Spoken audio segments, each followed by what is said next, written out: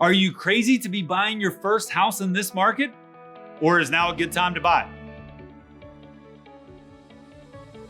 Let me ask you a couple questions to help you decide the answer to that question.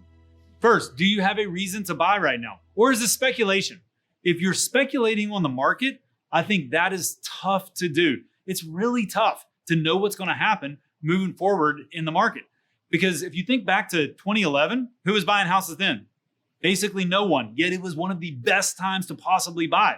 What about March 2020? Everyone was scared to death, said the market was going to go down. That would have also been a great time to buy. So if you think you're going to time the market, the experts don't do it very well. It's really hard to do. But if you have a reason to buy, hey, I need a place to live. I'm going to be paying rent somewhere anyway. I need to live somewhere. Then that is an actual reason to buy a house. So yes, you have a reason. Number two, can I afford it? Like, can you actually afford it?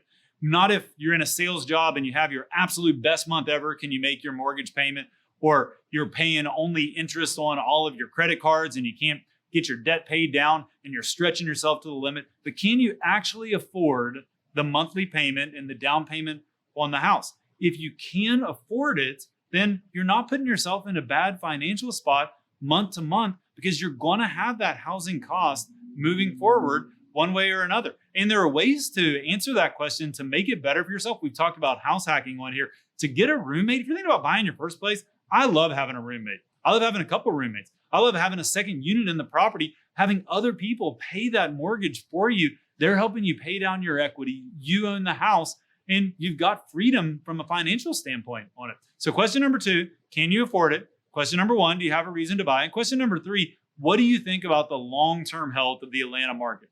So a lot of folks this year have been like, hey, I think the market is going to crash. And now FYI, there are no statistics, not a single one saying that is what's happening in Atlanta this year. The inventory is low.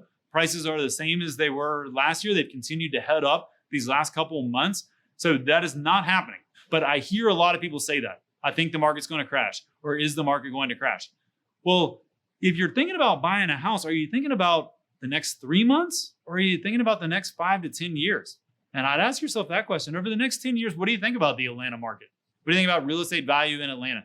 Value is driven primarily by supply and demand. The demand in Atlanta, is it going to grow over the next 10 years? Is it going to be a better place to live? I think we can all agree. I think almost anyone you would ask say, yes, the population is going to grow. It's going to continue to be a better place to live. What about the supply side? You look around, see a lot of affordable houses being built, see a lot of affordable condos being built. No, those things are not being built.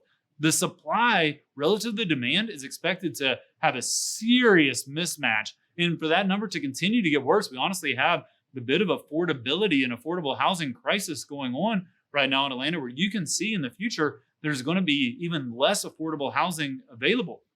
So if you look at the long term on it, aren't you likely to think that this is good for Atlanta housing over the next 10 years? So I think if you've answered yes to those questions, I've got a reason to buy a house. It's not speculation. I can financially afford it. And three, I feel good about Atlanta over the next 10 years or so. Then I think you're better off being in the game than being out of the game, because you don't know what's going to happen with the market in the short term moving forward. You don't know what's going to happen with interest rates in the short term moving forward. But over the long haul, I think we can all agree that that's pretty good. And if you look back, you take any 10-year period, looking back at Atlanta, wouldn't you have been better off buying? Even if you had bought in 2007, right now, you're sitting pretty. And that was the worst time in our lifetime to buy a house from a pricing standpoint. And it's still been great over the long haul. So don't let fear drive you. Think about, hey, can I afford this? Do I have a reason? What do I think about the long term? And then make a wise decision based on your personal situation. And if you need help thinking through that, we'd love to help you do that. We'll see you guys again next week.